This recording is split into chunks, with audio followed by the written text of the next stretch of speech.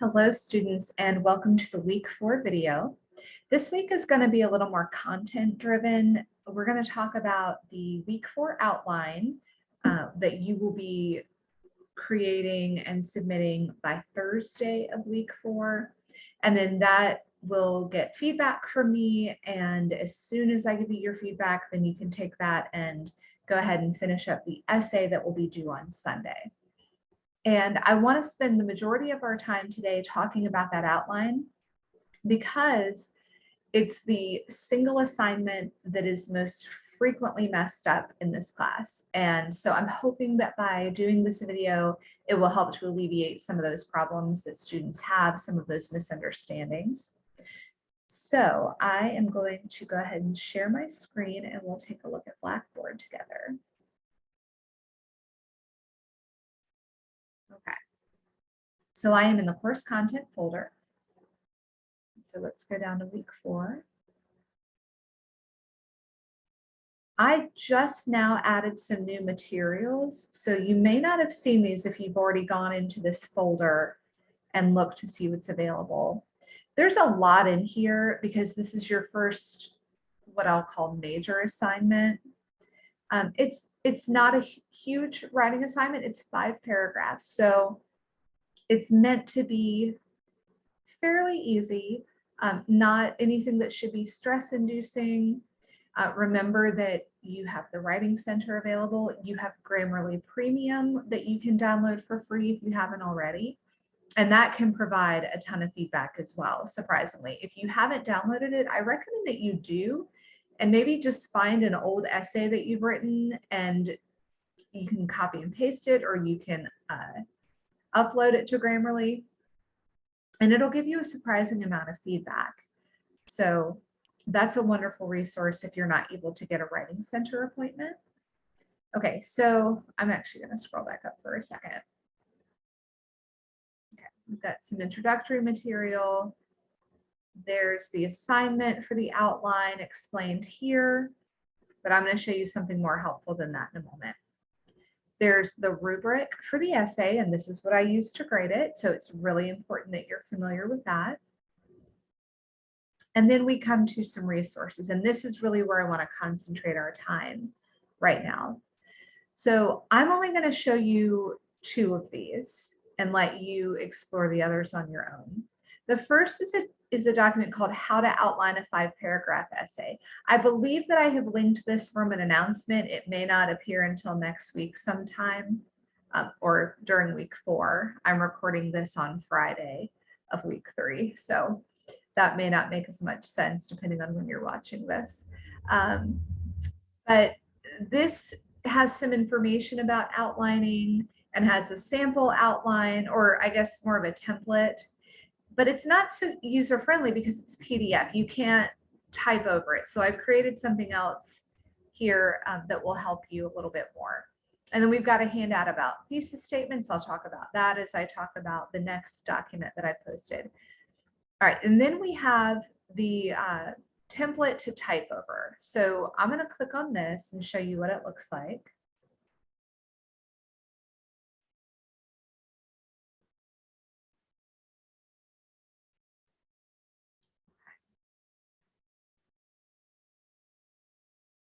And I'm going to have to change what I'm sharing. I'm so glad I remembered to do that.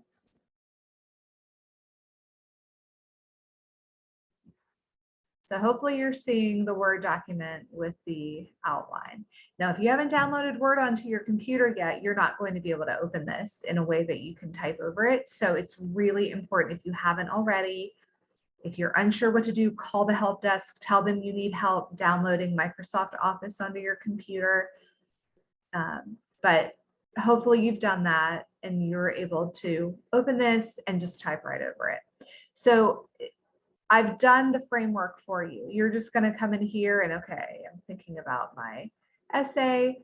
And the topic is the same for everyone. Unfortunately, there's not a choice for this one. Regent mandates that everyone writes on the same topic for this. And the question that you're responding to is, what is your career field? And what are 3 ways that you hope to impact the world through your career? Now, some of you may already be in your career and you're getting a degree to enhance what you're able to do. Some of you may be working a job that's not what you want to do, and you're going to be thinking more along the lines of the future. What's the career I hope to have in the future? How do I hope to impact people when I'm in that career? But for those of you already in your career, you'll be thinking in terms of, okay, this is what I do. This is how I impact people. And either way is fine. What I don't necessarily want you to do is, those of you who are not yet working in your chosen career field, don't write about the job that you're doing now that you're just doing for the time being, because I don't think you're going to be as inspired to write about that. Obviously, the choice is yours, but I want you to write about something that really inspires you. So think about that as you're choosing how to frame this essay. Okay, and let me zoom in a little bit here. Okay, so the basic outline is the same for everyone. It's 5 paragraphs. So always paragraph 1 is going to be your introduction, and then the final paragraph will be a conclusion. You should never write an essay without those 2 things. And then in the middle, your 3 paragraphs in between will be your 3 body paragraphs. Now, the way this all works together, your introduction, first of all, is hopefully going to start with a hook. And a hook is something interesting to get your reader to want to keep reading. I really appreciate a good hook. I have a lot of these that I will be reading. And so it's always nice when they're interesting and capture my attention. It may be a challenge, and I know that for a lot of people, introductions are the most difficult part to write. So just something to think about. And you can always reach out to me if you have your topic in mind already. You know what career you're going to write about, you know what your supporting points are going to be, but you have no idea how to start with a hook. Send me an email. I'm pretty good at helping students to come up with these, so just let me know if you want help. And then you'll end your introduction with your thesis statement. Now, there is a whole handout that I pointed out briefly a couple of minutes ago about how to write a thesis. Regent has a pretty strict formula that they like for you to follow at this point, and that is that your thesis will have 2 parts. The first part is you stating your career field. So I plan to work in education. I plan to be a teacher. I'm working towards working in human resources, whatever it is. That's the first part. The second part of the thesis will be the 3 ways that you hope to impact the world through that career. Ideally, that's going to be in 1 succinct sentence. It's going to be grammatically correct. The rubric asks me to grade not only for the content of your thesis, but also the succinctness, the grammatical correctness. So it all does matter. So just think about that as you're writing. I'm going to show you my sample in a moment. So if this feels like a lot of talk that's not making a lot of sense, bear with me for a couple more minutes, and I'm going to show you a sample that I just created for you that you'll hopefully find helpful. And then each body paragraph is going to follow the same format. Each one will have a topic sentence that will introduce the idea of that paragraph. Now, in a perfect world, that topic sentence is going to connect back to your thesis and to one of the 3 means of impact that you listed in your thesis. And again, I'm going to show you how that works. And then you'll have some supporting points. And ideally, those will be very specific examples from your own life, or examples that you hope to be part of your life in the future. Okay, so those are your body paragraphs. And then your conclusion, depending on where you are in your writing abilities, you may approach this a little bit differently. Some people find it more manageable to just restate the thesis and go from there. Once you're more confident in your writing and you want to challenge yourself, I'm going to challenge you to not restate your thesis. And I'm going to show you what I did. And then you always want to leave your reader with a concluding thought, something that kind of wraps it all up in a pretty bow, leaves us feeling satisfied at the end of your essay. And again, I'll show you what I did in mine. But that's the basic bare bones of the outline that I'm looking for. All right, so now I'm going to open up, or actually I'm going to go back to Blackboard and show you the next item. So the final item that I have here is my sample outline that I just created, and that will hopefully be really helpful for you. Now this is a PDF so that you're not able to make changes on it like you can with the template that you'll type over. Okay. Now, the first thing I want to say, I'm just going to scroll so you can see this. There's a good amount of information here, but I can immediately look at this and know this is not the essay. This is an outline. If I open your outline and I cannot tell whether it's an essay or an outline, I am going to email you immediately and say, thank you so much for what you submitted. However, this does not look like the outline that I asked for. I'm going to allow another submission, and I'm going to ask for you to take another look at the materials in the course content folder, the ones we're looking at right now together, and try again and resubmit.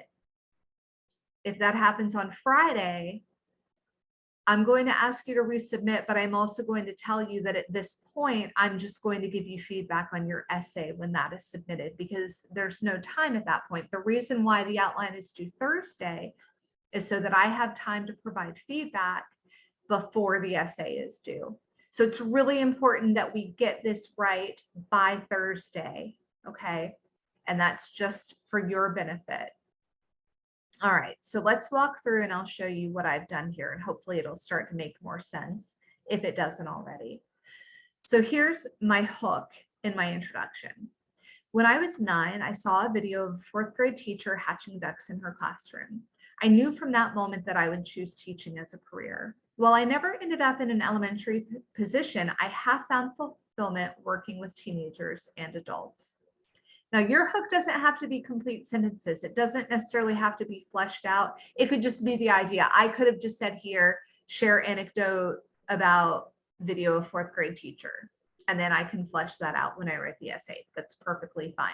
But this is a good way to begin. It's a good way to hook your audience, is with a little image or a little anecdote, a little story, because we like to be told stories. It's how we share our history. It's what we've done since the dawn of time. We have told each other stories. And so that's, in my opinion, always a good way to start. All right, now for my thesis. That fulfillment comes from the opportunity to change lives by forming relationships with students, assisting them as they develop fundamental skills, and motivating them to continue when obstacles arise. So I've given you my 1, 2, 3. These are the ways that I feel I've affected lives through my career. Now I'm already in my career, so I'm talking about this more of past and present tense. Whereas if you're not yet in your career field, you're probably going to be thinking more in terms of future tense. And I did cheat a little bit, I just realized, because I did not state my career in my thesis statement, but I set it up before I got to the thesis so that you already know what my career is. So you might be able to get away with doing that if you're a competent writer, and that's okay. If not, stick to the formula. State your career field and tell me the 3 ways that you hope to affect people through that career. Okay, moving on to body paragraph 1. Now, I told you that in a perfect world, your topic sentence for each body paragraph is going to relate right back to your thesis. So if we, and this is what I do when I look at your outlines, I look at your thesis and then I very quickly glance at each body paragraph. And you know what I just realized I did, y'all? I copied and pasted the body paragraph 1, and then I forgot to change the number. So I'm gonna have to go back and do that and then repost them. So hopefully this will be right when you're actually looking at it.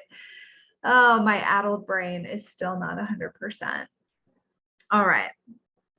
For those of you who are not in session C, I've been very sick for like a week before recording this video. So that's why I'm still having a little trouble focusing. All right. So anyway, I'll fix that. But the topic sentence for body paragraph 1, my relationships with students. Now that's as far as I'm going to read the first time I look through this. I'm going to look at the thesis. First point, forming relationships with students. This body paragraph deals with relationships with students. So I already know that I'm on the right track. Second point, assisting them as they develop fundamental skills. I look at the second topic sentence. Second on to life-changing relationships is the joy of witnessing, learning, and growth. Now, I've changed my terminology for interests. It's good to not keep repeating the same words and to find different ways to say things. So that's what I've done here, but it's still the same thing as developing fundamental skills in students. And then the third point is motivating them to continue when obstacles arise. And I look down at the third one, every time I counsel a student on the verge of giving up. So I can see I'm on the right track. My organization is good.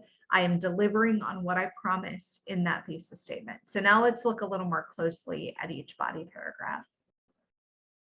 First topic sentence, my relationships with students are by far the most rewarding aspect of teaching and provide the most important opportunity to change lives for the better. Now, even though I'm a seasoned teacher of writing, I still have to keep a check on myself and make sure that I'm not sort of swerving off track here. And I did find a couple of times as I was creating this outline where I had to remind myself, wait, the heart and soul of this essay is how I'm changing lives, how I'm affecting the world through my career. So I did have to keep reminding myself as I would try to veer off course a little bit. So if you find yourself having to do that, you're in very good company. Okay, so as I'm thinking of my supporting points, I have to constantly remind myself, I have to prove that I am changing lives through my career. Okay, so supporting point one, I'm going to provide an example of a high school student with whom I still have a relationship and how both of our lives are better for knowing each other. And then supporting point two, I'm going to share a note that I've kept. I pull it out every time I'm doing final grades, and it kind of just motivates me to keep going as I'm tired. So I'll share that note in my essay and explain the impact that she and I had on each other's lives. Okay, body paragraph two. I'm going to move on to the joy of witnessing, learning, and growth in my students. And so really you can see that sort of a sub point has emerged for me in this essay outline. Yes, I'm constantly reiterating how lives are changed through my teaching career, but I'm also talking about the fulfillment that that gives me. And it's absolutely fine if that happens with you. You certainly don't have to have that subtopic emerge as you're writing, but that's what I found happening for me. Okay, supporting point number one. I have a very distinct memory of a student, her name was Paige, that I taught in AP English and how hard she worked to get better and prepare for the AP exam. And so I'm going to write a little bit about her as proof of how I've changed lives by helping students to develop in their skills. And then my second point, and you may also see there's a parallelism emerging here as well. So because the bulk of my education has been both high school and college, I'm going to provide examples of both in each body paragraph. So I'm going to talk about Paige, and then I'm going to talk about a previous Regent student. And I'm not giving names here, just I don't think a first name would give anything away, but just for privacy, I don't want to name names for my Regent students in something that's visible to the entire class. But I'm going to provide an example of a Regent student who started out very fearful, as some of you may have started out here, and who ended with a higher than perfect average by the end. So hopefully that's motivating for you as well and inspiring. And then before I finish up the paragraph, I'm going to just talk about how both of those examples have also affected my life, and you'll see why by the time we get to the conclusion. And then finally, the third body paragraph, I'm going to talk about how I've been able to counsel students who were on the verge of giving up, and then they were able to overcome and find success. And so I have a student, his name was Nick, in dual enrollment English when I taught high school, who fits that nicely and provides a good example of that. And then second supporting point, I have a previous Regent student, probably more than one, honestly, who had multiple deaths in her family. She was dealing with illness and was able to pass the course on time. So again, you know, how did I change lives? Well, certainly the students who wanted to give up, and we were able to work together and get through it with success, provide good examples of that. And then finally, once again, I'm going to share how those students impacted my life as well. Now I get to the conclusion, and I have on this one, restate thesis statement question mark, because you may do that, you may not. And so what I've done there is, instead of just restating my thesis, I've written, my career in education has yielded significant and sometimes surprising dividends. So, you know, I've already talked through those 3 main points. I don't feel like I need to repeat them in the conclusion. This is a fairly brief essay. 5 paragraphs is not going to end up being a lot of writing and a lot of length. So I can remember by the time I get to the conclusion what's been written 2 and 3 and 4 paragraphs before. And then finally, the concluding thought. You want to think about something that wraps everything up nicely. So what I've gotten as I wrote this idea emerged for me. The longer I've taught, the more I realize that my students have bettered my life as much as I hope I've improved theirs. So it's kind of a surprising thing that I went into it thinking, okay, how have I changed people's lives? But the more I wrote, I realized that it's definitely a reciprocal thing, that hopefully I've changed lives, but my students have changed me every bit as much as I hope I've changed them. So that's my sample outline. So hopefully this gives you something concrete to look at as you're writing your own, and will give you some inspiration. All right, let me go back. All right, so that's all I need to say about the outline. Please, please, please email me if you have questions about that as you're working on yours. But it's really important, and I believe I said in the announcement, let's go up and look at it together.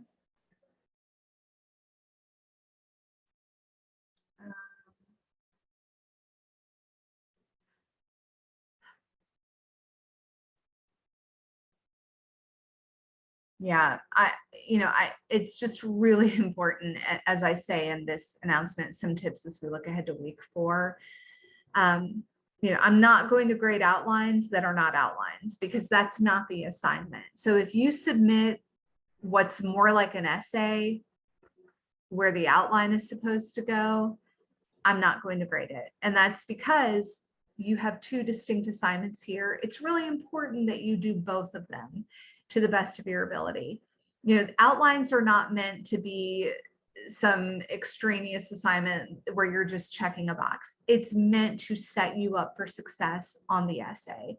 And so when you do a good outline, I can give you good quality feedback that will make your essay even better. And that's the whole purpose of that assignment. It's not meant to be punitive. It's not meant to be boring. It's not meant to be a waste of time by any means. So please do a good job on your outline.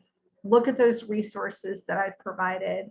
And actually, I am going to go back to, okay, we're back in course content week 4. And the reason I'm doing this is because sometimes students submit the outline and the essay in the wrong place. So look carefully. Right here, week 4 assignment, 5-paragraph essay outline. If you click on that, it's going to bring you to a submission screen where you will attach your file. Please do not copy and paste your outline in this area, because it's going to come out looking all kinds of wonky. It's not going to make a lot of sense to me, and I'm not going to be able to provide quality feedback. So if you accidentally copy and paste instead of attaching a Word document, again, I'm going to email you and say, thank you so much, but instead of copying and pasting, I really do need you to attach your outline. So make sure you're typing it in Word, hopefully using the template I've provided. Just download it, type over, save it, with whatever name you want it to have that's more personal to you, and attach it here instead of copying and pasting your work. And then I'll go back to the folder once again, and I will show you. Okay, so that's the outline submission. Right under it is the essay submission, and that can get confusing. So just please make sure you're looking carefully and being careful about where you submit. So again, you click on the essay submission. The screen looks the same basically, but you're going to attach your essay here, and that is not due until Sunday. The outline is due Thursday. Okay. The last thing that I'll show you, and I think that's in a different course content folder. This is meant to help you as you're going from outline to essay. If you scroll all the way to the bottom of the course content, you'll see a folder that I added called grammar resources. There's not a ton in here because I know if I put a lot in here, it's going to overwhelm you and you may not look at it all. So really all that's in here is a presentation with some punctuation, rules, patterns. Why are you not downloading? There we go.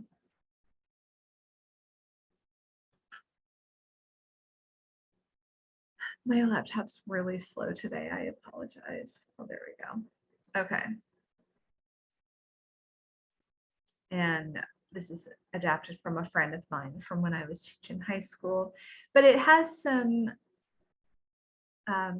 just basic patterns here that for me, when you can start to see the English language as a series of patterns, it makes it all a little bit easier when it comes to punctuating, because there are specific rules. It may not feel that way. It may feel like, I don't know, I just put commas whenever the mood strikes, but there are actual rules to comma use, the use of semicolons. So this walks through some of those. I am more than happy if anyone feels like they would benefit from some more time spent on this. I'm happy to Zoom with you and we can go over it, but you know, look over it, let me know. I think I have 7 patterns on here. Yes. And it covers most of what you'll encounter. Oh gosh. I don't think I'm actually sharing what I want to be sharing. This gets me every time. I wish Zoom would automatically switch it. Okay, so here we go. This is the punctuation patterns here. It goes through 7. It provides examples, shows how to do your punctuation. And then I also have, where's Blackboard?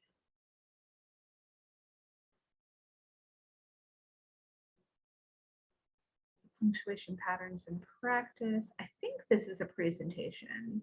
Yes. Okay. And this also walks you through, this doesn't cover all of them. And I've offered to students if they want me to throw the rest of the rules in here and do some practice, I'm more than happy to do it. No one's ever taken me up on that. But this is, I think this is a PDF version because it doesn't share well on Blackboard. If I do, I'm not sure. Okay, but you can see there's some questions here, and I'm happy to give you the answers if you want them. But again, no one's ever taken me up on it. So we'll see if this is the class that finally takes advantage. But those are there for you if you need it. And I feel like students usually have a pretty good idea of whether they have a good grasp of grammar or not, and punctuation rules and all that good stuff. So, okay, so that's there if you want it. It is not required.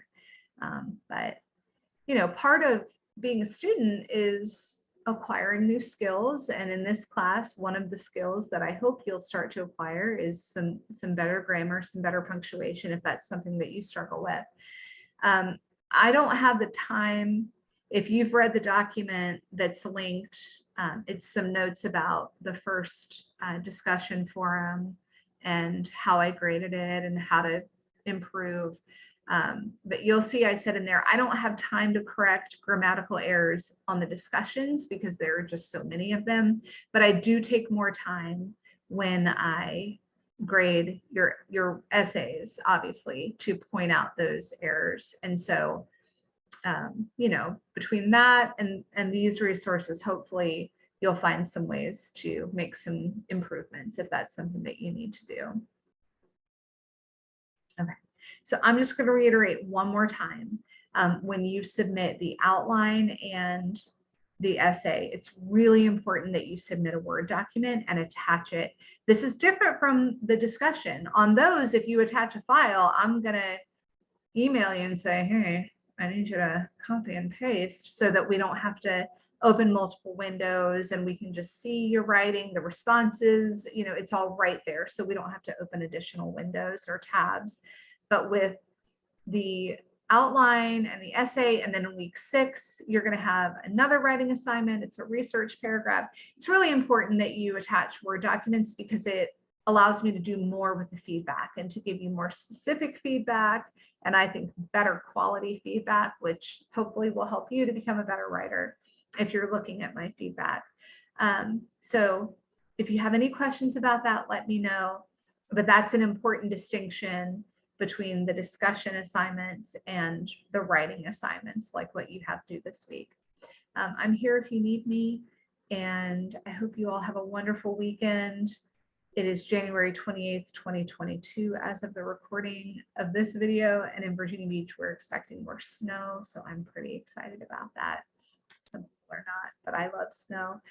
So if you're here, I hope you have a wonderful weekend, wherever you are, whether you're getting snow or maybe it's summer when you're watching this, and that sounds like crazy talk. Whatever's happening wherever you are, I hope you have a wonderful weekend.